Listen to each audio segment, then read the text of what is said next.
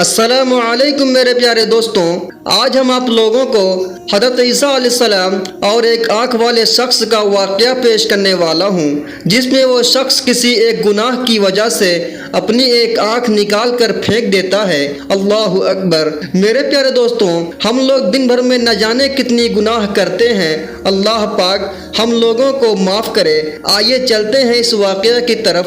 میرے پیارے دوستوں، حضرت ابن عباس رضی اللہ تعالی عنہ سے روایت ہے کہ ایک مرتبہ حضرت عیسیٰ علیہ السلام بہت سے لوگوں کو ساتھ میں لے کر بارش کی دعا کرنے کے لیے چل پڑے۔ تبھی حضرت عیسیٰ علیہ السلام پر اللہ تعالیٰ کی طرف سے وحی نازل ہوئی۔ اللہ تعالیٰ نے حضرت عیسیٰ علیہ السلام سے فرمایا کہ جب تک آپ کے ساتھ گنہگار لوگ شامل رہیں گے تب تک بارش نہیں ہوگی اور دعا بھی قبول نہیں ہوگی۔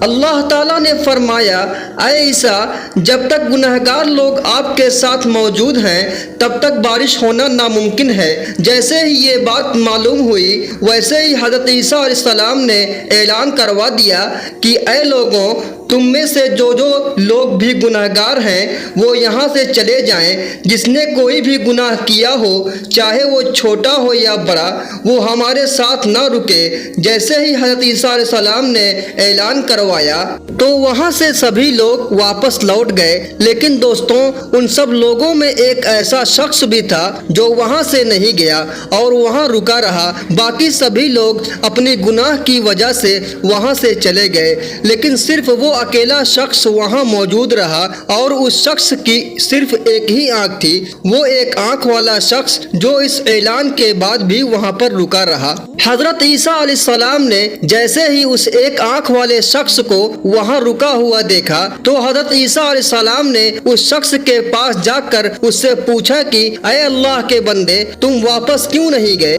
تو وہ شخص حضرت عیسیٰ علیہ السلام سے کہنے لگا، اے اللہ کے نبی، میں نے لمحہ بھر بھی اللہ تبارک و تعالیٰ کی نافرمانی نہیں کی، لیکن ایک مرتبہ میری نظر ایک عورت کے پیروں پر پڑ گئی اور پھر میں اپنے اس گناہ پر بہت زیادہ شرمندہ ہوا اور غمگین بھی ہوا۔ پھر میں نے اس گناہ کی وجہ سے جو مجھ سے انجانے میں ہوا تھا، میں نے اپنی ایک آنکھ نکال کر پھینک دی۔ پھر وہ شخص کہنے لگا کہ اے اللہ کے نبی، اگر میری یہ دوسری آنکھ سے بھی کوئی گناہ ہو جاتا تو خدا کی قسم میں اسے بھی نکال کر پھینک دیتا۔ اللہ اکبر۔ محترم عزیز دوستوں، اس شخص کی بات کو سن کر اللہ کے نبی حضرت عیسیٰ علیہ السلام رونے لگے اور اتنا روئے کہ آپ علیہ السلام کی داڑھی مبارک آنسوؤں سے تر ہو گئی۔ اور پھر حضرت عیسیٰ علیہ السلام نے اس شخص کو مخاطب کرتے ہوئے فرمایا، اے اللہ کے بندے، تو ہمارے لیے دعا کر۔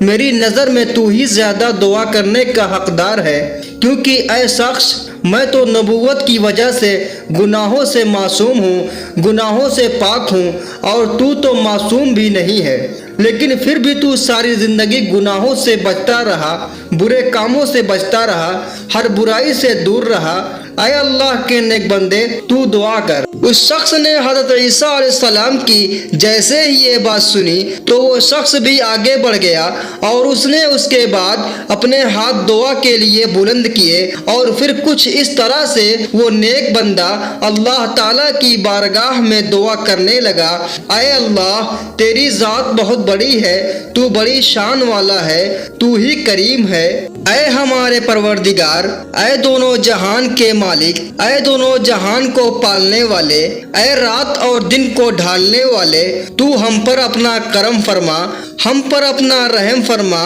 اس پاک پروردگار کی قسم جس کی قدرت میں عیسیٰ علیہ السلام کی جان ہے، ابھی وہ شخص دعا کر ہی رہا تھا، اللہ تعالیٰ نے اس کی دعا کو قبول کر لی اور اسی سمے اللہ تعالیٰ نے اپنی قدرت سے ایسی بارش فرمائی کہ ان سبھی لوگوں کی سوچ بھی نہیں تھی کہ اتنی بارش ہوگی۔ اللہ تعالیٰ اس قدر مہربان ہوا کہ اس نے اس بندے کی وجہ سے اسی وقت اپنا کرم فرما دیا۔ سبحان اللہ۔